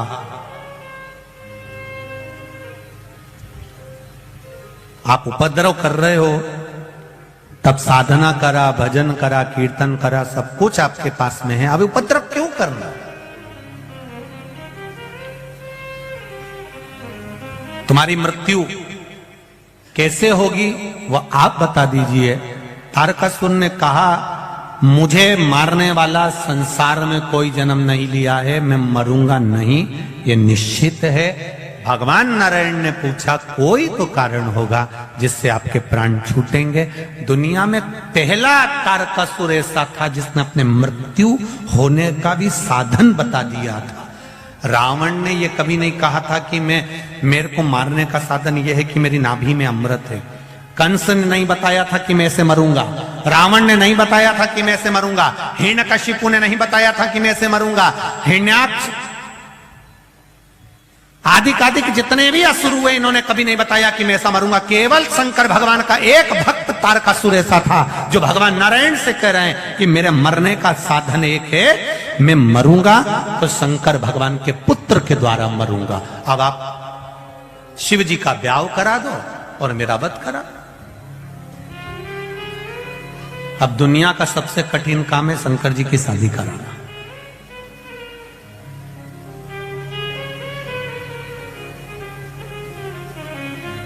आज के जमाने में सबसे ज्यादा कठिन काम है बेटी को ये बोलना, बच्चों को ये बोलना कि अब मैं तुम्हारी शादी पक्की कर रहा हूं और वहां कर रहा हूं। इतने में बेटा बेटी का मुंह भगोना हो जाता है। पापा हमसे तो पूछते, मम्मी पापा हमसे तो कुछ पूछते ही नहीं है, उन्होंने मन से मेरा ब्याह पक्का कर दिया, मुझसे पूछना तो था। शिव जी के संतान के द्वारा मेरे प्राण छूटेंगे, शंकर भगवान का जो पुत्र होगा वो मुझे मारेगा। ये तारकासुर ने भगवान नारायण से कह दिया। रावण ने कभी नहीं कहा मेरी नाभि में अमृत है, हिरण्यकशिपु ने कभी नहीं कहा कि मैं ऐसे मरूंगा। कंस ने कभी नहीं कहा मैं ऐसे मरूंगा, हिरण्याक्ष ने कभी नहीं कहा मैं ऐसे मरूंगा, पर तारकासुर एक अकेला था, शंकर का भक्त था, इसलिए कह दिया शिव जी के पुत्र के द्वारा मरूंगा। अब तुम शिव जी की शादी कराओ।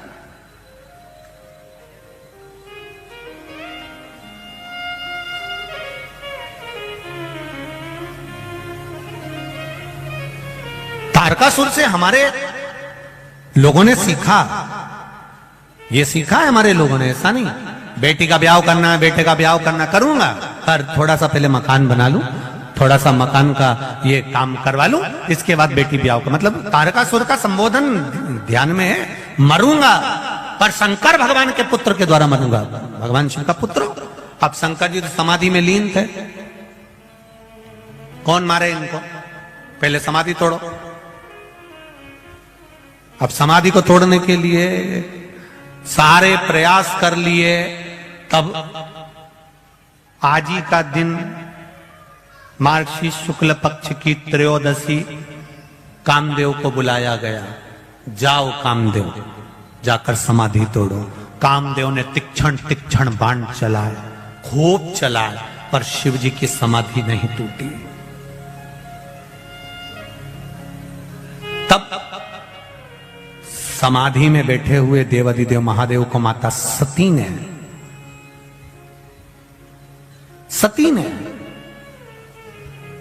स्मरण कराया,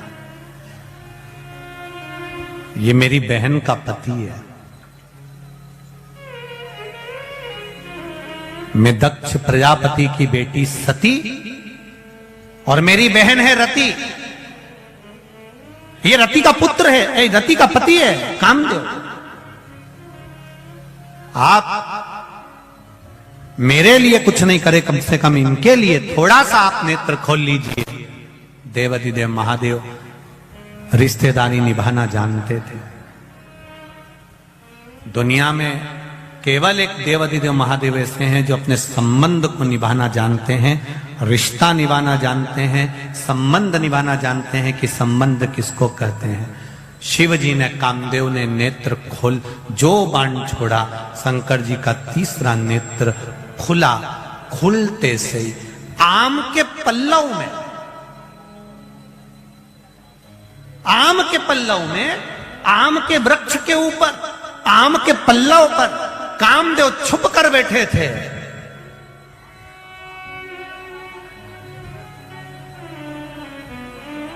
जलकर बस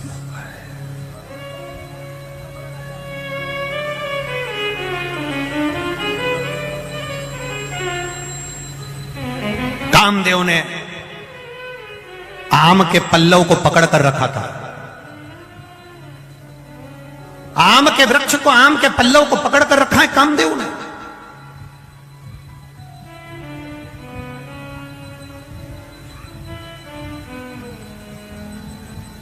तैतीस कोटि देवी देवताओं ने आकर उस आम लेके, उस आम के वृक्ष पर 33 कोटि देवी देवताओं ने आकर कहा, कामदेव चिंता मत करो, अगर तुम भस्म भी हो गए हम शिव से तुम्हें वापस प्राप्त कर लेंगे। कामदेव प्रसन्न हो गया, बड़ी कृपा करी, इस आम के पल्लव के ऊपर आपका मुझे दर्शन हुआ। आज भी सनातन हिंदू धर्म के अंदर घर में कोई भी शुभ कार्य होता है तो दरवाजे पर आम की बंदरवाल बांधी जाती है, क्योंकि वो आम की बंदरवाल नहीं होती, 33 कोटि देवी देवता चौखट पर आकर बैठ जाते हैं, और हम जब उस चौखट के अंदर प्रवेश करते हैं या बाहर निकलते हैं तो 33 कोटि देवी देवता हमको आशीर्वाद देते रहते हैं। ये आम के पत्ते की बंदरवाल है। अब इधर गुजरात में बनती कि नहीं बनती हमको नहीं मालूम, बनती है क्या? बनते हैं यहां पर। आज भी घर में शुभ कार्य होगा, आम के पत्ते लगाए जाएंगे, आम के पत्ते की बंदरवाल बांधी जाएगी। विवाह होगा, आम के पत्ते की बंदरवाल। आम के पल्लव में कामदेव छुप कर बैठे थे, और आम के वृक्ष के ऊपर 33 कोटि देवी देवताओं ने आकर कामदेव को दर्शन दिया था, इसलिए आम के पत्ते की बंदरवाल बांधी जाती है। कई लोग कहते हैं आम तो खट्टा होता है, आम तो खटास होती है, फिर इसके पत्ते क्यों लगाए जाते हैं? क्योंकि 33 कोटि देवी देवताओं ने आकर यहां दर्शन दिया, आम के पल्लव के ऊपर, आम के वृक्ष के ऊपर देवता पधार कर दर्शन दिए। काम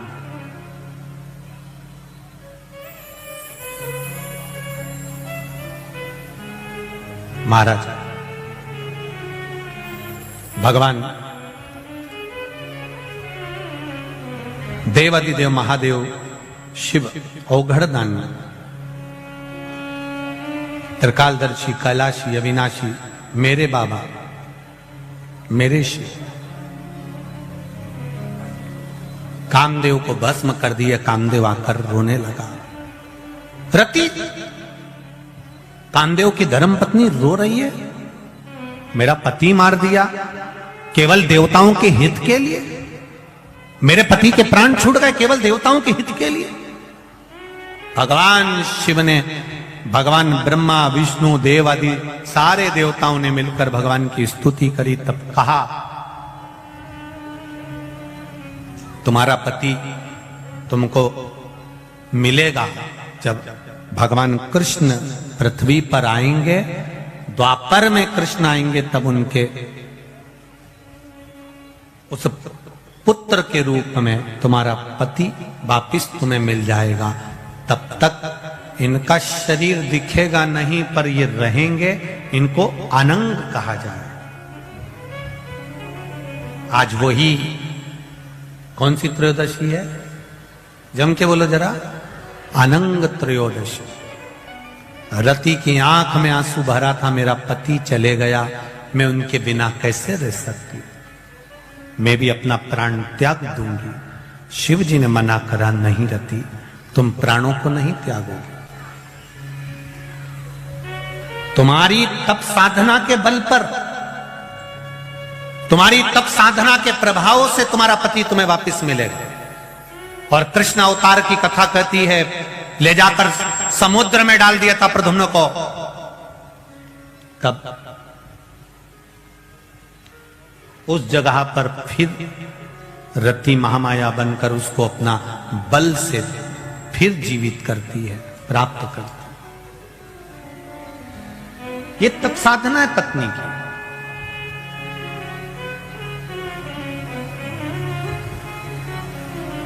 रति ने कहा, एक बार आपकी समाधि तोड़ने से मेरा पति मर गया, उसका अनंग हो गया, उसका शरीर चले गया, भस्म हो गया। आप मुझे कोई दूसरा वर नहीं देंगे? देवादिदेव महादेव ने कहा, मांग रति तुझे क्या चाहिए?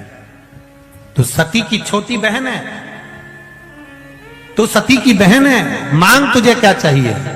रति कहती है, एक वर दे दीजिए।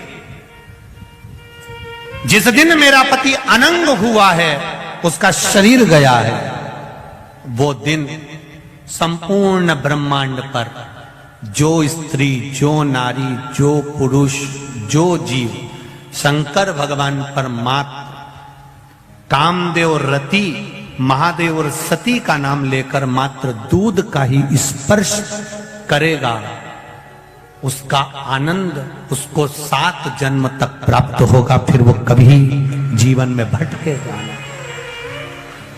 जिस पति पत्नी का झगड़ा होता है या पति पत्नी में प्रेम समाप्त हो गया या स्नेह समाप्त हो गया, विवाद चल रहा हो, आपस में एक दूसरे का मुंह देखना पसंद नहीं है, बच्चों के प्रति कोई स्नेह नहीं, माता पिता के प्रति कोई स्नेह नहीं, उसके लिए आज अनंग त्रयोदशी का जो दिन है और सोम प्रदोष का जो आज दिन बना है, शायद भूतो ना भविष्यते, जिंदगी में ऐसा दिन फिर वापिस आने वाला नहीं है।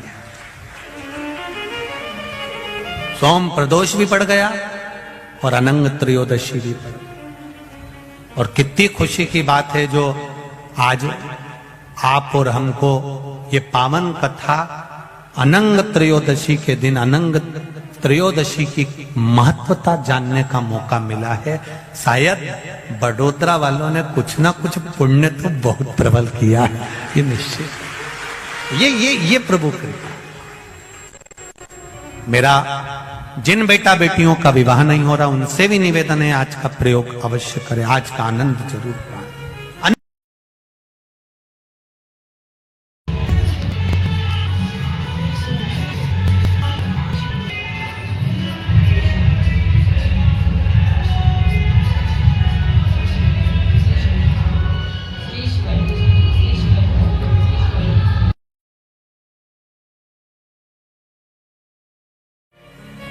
केवल एक बेलपत्री का पत्ता, उस पर दूध, और बाबा देवाधिदेव महादेव को कामदेव, रति, शिव और सती का नाम लेकर अपनी कामना का स्मरण कर कर समर्पित करिए, सुख प्राप्त, आनंद की अनुभूति होगी।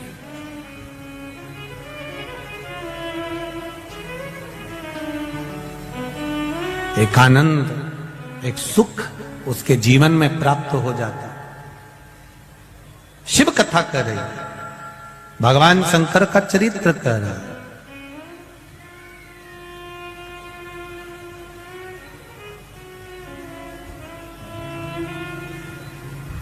रति रो रही है, शिवजी ने वर दे दिया।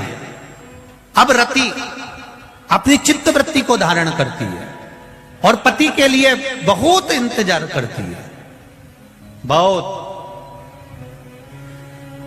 कहां सतयुग, कहां त्रेता, कहां द्वापर, भ्रमण करती करती करती समय निकाल देती। समय आया, शिव महापुराण की कथा कहती है, सती मैया जो जलकर भस्म हुई थी वो हिमालय राज के घर में मैनावती के गर्भ से पार्वती के रूप में प्रकट हो गई। मैना, धन्या और कला, ये 3 पितरों की लड़कियां हैं, पितरों की बेटियां हैं, पितृलोक में रहती हैं। दुनिया का सबसे सुंदर लोक है पितृलोक। दुनिया का सर्वश्रेष्ठ लोक पितृलोक, जहां से पितर किसी दूसरी जगह जाना नहीं चाहते। कई लोग कहते हैं हमारे पितरों के लिए मुक्ति के लिए हमने ये करा, पितरों के मोक्ष के लिए ये करा, पितरों के मोक्ष के लिए ये करा। पर कोई पितरों से पूछे संसार में भटक रहे हैं तो उनकी मुक्ति का केंद्र कारण करिए, आप उपाय करिए। पर पितृलोक में विराजमान है तो उनकी मुक्ति का कोई यत्न मत करिए। क्यों? क्योंकि पितृलोक में पितृ सबसे ज्यादा प्रसन्न रहते हैं। उनसे पूछा जाए तुम्हारी प्रसन्नता का कारण क्या है, तो पितृलोक के पितृ कहते हैं जितनी देर संसार के मनुष्य शिव महापुराण की कथा में बैठते हैं, भले टीवी के सामने सुने, मोबाइल पर सुने, चाहे कथा पंडाल में बैठकर शिव महापुराण की कथा सुने, जितनी देर आप जमीन पर बैठकर आसन लगाकर कथा को श्रवण करते हो, उतनी देर तक भगवान विष्णु अपने घर के पितरों के कंधे पर हाथ रखकर पूरी शिव महापुराण की कथा को सुनते हैं।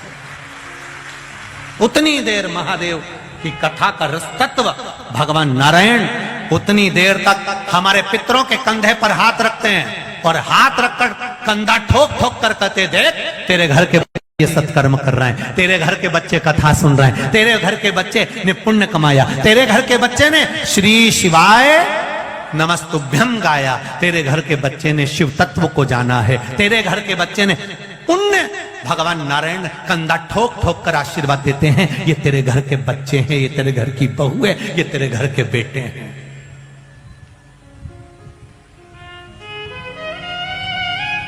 कितने सालों के बाद गुजरात को 2 कथा मिली है, एक ये, एक पावागढ़ के पास में। कितना सालों निकल जाते हैं तब जाकर कहीं शिव महापुराण की कथा, और ये कथा पूरी होगी, और ये कथा पूर्ण होने की 9 तारीख को पूरी हो जाएगी। 12 तारीख को बैतूल, मध्य प्रदेश के बैतूल में शिव महापुराण की कथा प्रारंभ हो जाएगी। जो बैतूल के पास में ताप्ती, सूर्य नारायण भगवान की बेटी ताप्ती नदी जो बहती है, यमुना जी की बहन जो बहती है, उस यमुना जी की बहन ताप्ती के नाम से मां ताप्ती शिव महापुराण की कथा श्रवण करने का सौभाग्य बैतूल वालों को मिलेगा। दोपहर में 1 बजे से 4 बजे। बैतूल वालों करो तैयारी, आ रहा है कुबेर भंडारी, आनंद से श्रवण करें। और मैं तो कहूंगा अमरावती साइड में अभी कथा नहीं है, अमरावती परतवाड़ा, ये पूरा क्षेत्र नागपुर साइड में भी अभी 1 साल 1.5 साल 2 साल कथा नहीं। आपको मौका मिल रहा है बैतूल की कथा श्रवण करने का, दिल से सुनो। 1 बजे से 4 बजे तक मां ताप्ती शिव पुराण का आनंद लो। तुम्हारी चित्तवृत्ति में आना चाहिए। गंगा जी में अस्थि विसर्जन होती है, वो अस्थि कई दिनों तक रहती है।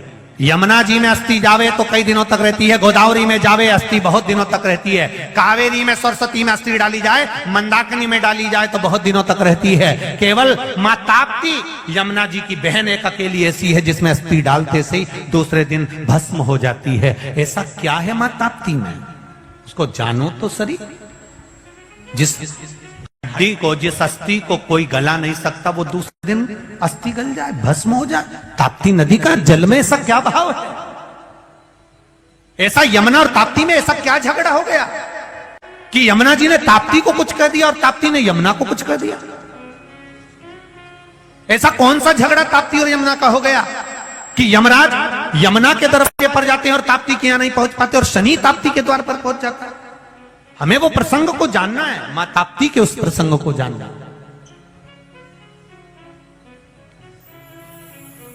उसको पहचानना है हमें, मां ताप्ती के उस संवादों को। वो बैतुल की कथा में 12 से चालू होगी, उसको श्रवण करे 12 दिसंबर से, आनंद ले। शिव कथा कह रही है, भगवान शंकर का संवाद कर रहा है। पितृलोक में पितृ संतुष्ट हैं, आनंद में हैं। वो कहते हैं अगर मेरे घर के बच्चे सत्संग कर रहे हैं, संकीर्तन कर रहे हैं, तो मैं तो बड़ोदरा वालों को बधाई देना चाहूंगा, बड़े किस्मत वाले हो। हाँ, ये जरूर हो सकता है कि कथा स्थल ग्राउंड, क्योंकि बड़े बड़े कथा होती है, इतनी पब्लिक आती है, इतना ट्रैफिक रहता है, तो ग्राउंड थोड़ा दूर हो सकता है। पर जितने कदम चलकर आप इस शिव महापुराण की कथा तक आए हो, बड़ोदरा वालों, तुम्हारी झोली भी भाव उतनी ही जोरदार भरने लगा है। ये निश्चित है। दिल से सुनो, आनंद से।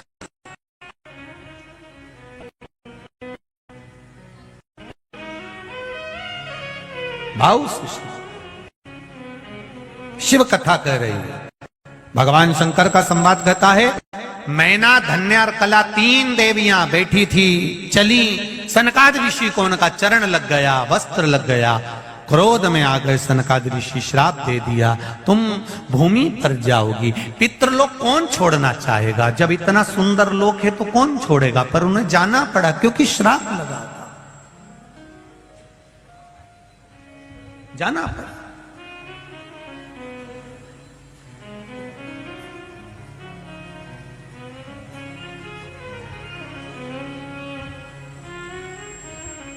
एक कथा मालेगांव में भी है, महाराष्ट्र में। कई लोग पूछते हैं गुरुजी 2 मालेगांव है, एक अमरावती मालेगांव है, एक नासिक मालेगांव। तो अमरावती मालेगांव में कथा नहीं है, ये नासिक मालेगांव है, उस मालेगांव में कथा। कितनी तारीख है वो?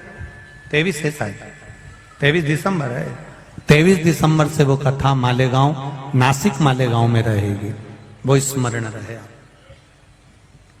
तो अमरावती मालेगांव नहीं है, वो है नासिक मालेगांव महाराज। धूलिया मालेगांव बोलते हैं, नासिक मालेगांव, धूलिया मालेगांव, नासिक मालेगांव, ऐसा कुछ है। शिव कथा कह रही है, हाँ धूलिया मालेगांव का होगा। शिव महापुराण की कथा कह रही है। 3 देवियां पृथ्वी पर आ गईं।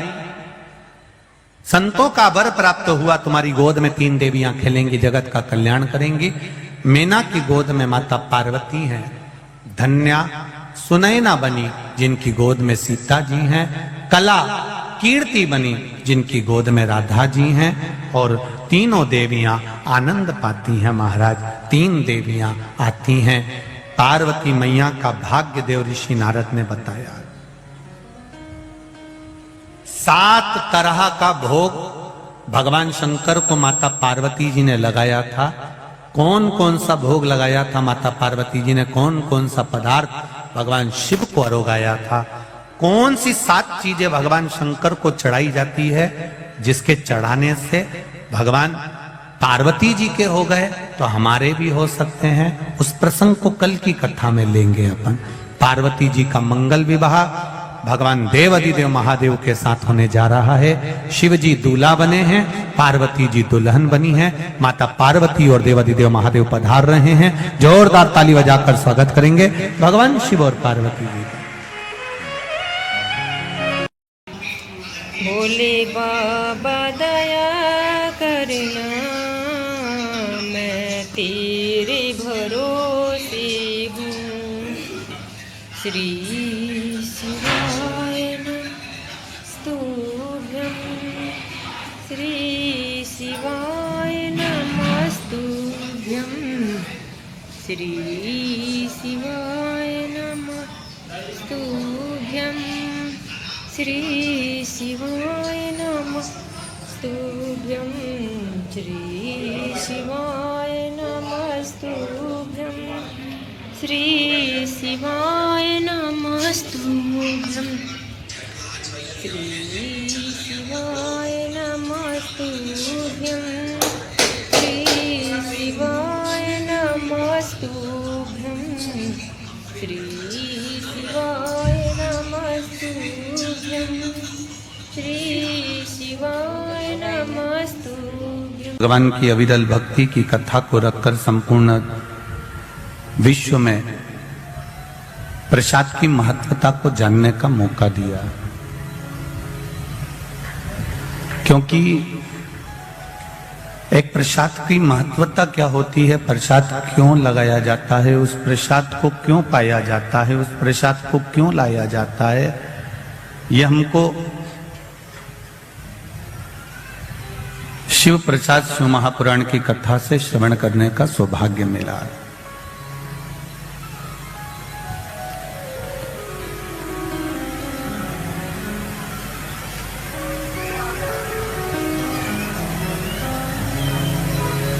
परमात्मा को प्राप्त करने का साधन क्या हो सकता है?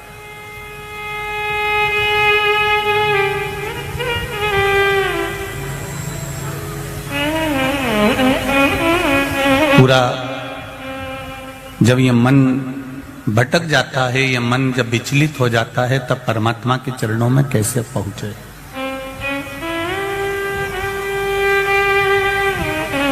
भगवान के चरणारविंद में इस चित्त को, इस मन को ले जाकर कैसे छोड़ा जाए? महाराज,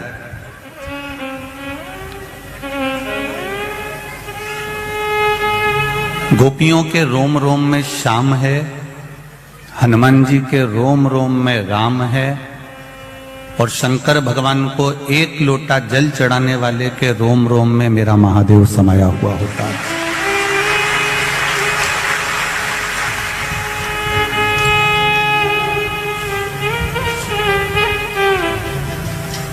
गोपियों को जैसे उनके रोम रोम में श्याम समाया है, तो गोपियों को श्याम का दर्शन हो जाता है।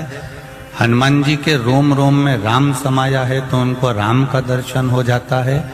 और जब एक लोटा जल हम देवाधिदेव महादेव को चढ़ाना प्रारंभ करते हैं, भगवान शिव के मंदिर तक, शिवालय तक, देवालय तक हम जाना चालू करते हैं, तो ये निश्चित है, जैसे गोपियों को भगवान श्याम का दर्शन हुआ, कृष्ण का दर्शन हुआ, हनुमान जी को राम जी का दर्शन हुआ, उसी तरह हमको भी एक ना एक दिन महादेव का दर्शन हो ही जाता है। ये विश्वास के बल पर परमात्मा।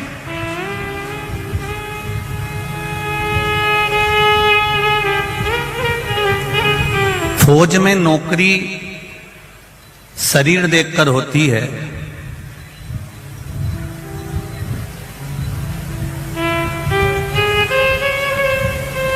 एजुकेशन देखकर होती है,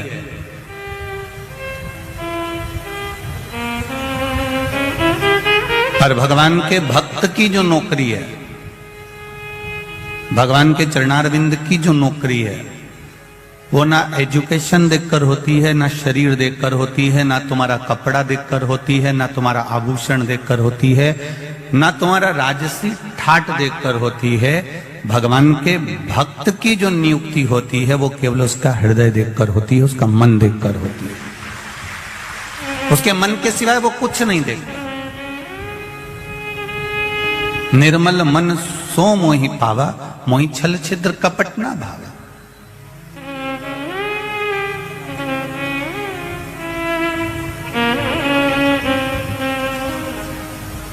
कल कथा में आपको कहा था कि किसी माता ने लिखा कि उसने पत्र में पीछे 6 लिख दिया था। और हम उसको समझ नहीं पाए थे, तो फिर हमने बाद में जाकर बहुत देर तक हम उसका स्मरण करते रहे। आखिर ये 6 का मतलब क्या होता है, तब समझ में आया कि उसका मतलब होता है हे।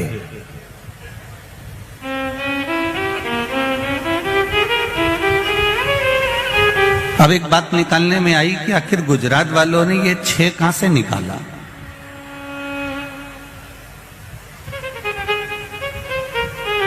तब समझ में आया कि परम पूज्य संत शिरोमणि बैकुंठवासी भागवत के रसिक श्री रामचंद्र जी डोंगरे जी महाराज ने भागवत जी के महत्तम के 6 शब्द को यहां लेकर आए हैं। तब समझ में आया भागवत जी के महत्तम में, श्रीमद् भागवत के महत्तम में 6 अध्याय हैं और वो पूरे की पूरे 6 अध्याय ये कहते हैं कि आत्मदेव की कथा में ये वर्णन किया कि भगवान है। पूरे महत्तम में एक बात कहते रहे कि भगवान है, भगवान रहेगा, भगवान है। पूरी भागवत के महत्तम में 6 अध्याय में हर अध्याय में भगवान के होने की उपस्थिति को दर्शाया गया है कि भगवान है। तो वो जो 6 अध्याय हैं उन 6 को यहां लाकर रख दिया। इसका मतलब है कि हमारा पति 6 मतलब है। अब समझ में मेरे को अच्छे से आ गया। अब गुजरात वालों गड़बड़ी नहीं होगी हो। अब समझ में आ गया कि है 6 मतलब है।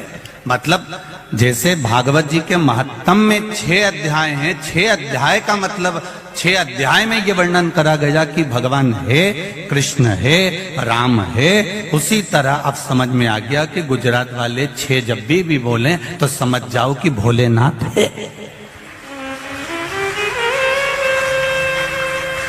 अब इनका 6 केवल अकेला नहीं रहा, अब ये प्रूफ हो गया, ये बिल्कुल प्रमाणित हो गया कि भगवान फिर है बोल दिए 6 भगवान 6 मतलब भगवान अब 6। अब ये निश्चित हो गया कि मेरा देव अधिदेव महादेव 6। बस इतनी सी बात अब मेरे को गुजरात से मिल गई है। अब मैं इसको कहीं पे भी ले सकता हूं। अब अपने को अच्छे से मिल गया। धन्यवाद गुजरात वालों को जिन्होंने मुझे सिखा दिया। बहुत बहुत धन्यवाद। अब मैं इस बात का बिल्कुल प्रमाणित हो गया कि भगवान राम 6, भगवान कृष्ण 6, भगवान दत्त 6, माँ जगतजननी अम्बा 6, तो भगवान महादेव 6। मतलब शिव इस पृथ्वी पर सदा विराजमान है और उसको पाने का सबसे सुंदर तरीका है सारी समस्या का हल एक लोटा जल। केवल शिव को पाने का एक आदित्य, एक आनंदित तरीका है, एक सुख।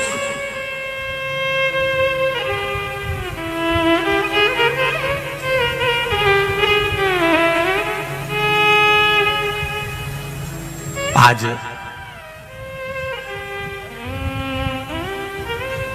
संपूर्ण देशवासियों को अनंग त्रयोदशी की बहुत बहुत बधाई हो। ये मेरे महादेव की वो त्रयोदशी है। इस त्रयोदशी पर आज सोम प्रदोष भी है। इस त्रयोदशी का मतलब अगर संसार के लोगों को मालूम पड़ जाए, ये केवल साल भर में एक बार आती है।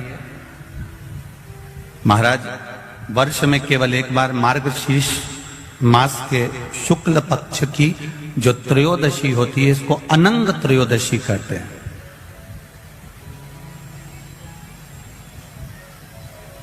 इस त्रयोदशी का महत्व, जिसके परिवार में पति पत्नी का झगड़ा होता हो, जहां अदालत तक बात पहुंच गई हो, या बेटियां मायके रह रही हो, पति कहीं दूसरी जगह रह रहा हो, या किसी पति का या पत्नी का स्मरण कहीं दूसरी जगह हो, इस अनंग त्रयोदशी का मात्र स्मरण, इस अनंग त्रयोदशी का मात्र पूजन पूरे साल भर में आप शंकर भगवान की आराधना करते हो, पर इस अनंग त्रयोदशी की आराधना का फल ही दूसरा है, इसका महत्व ही दूसरा है।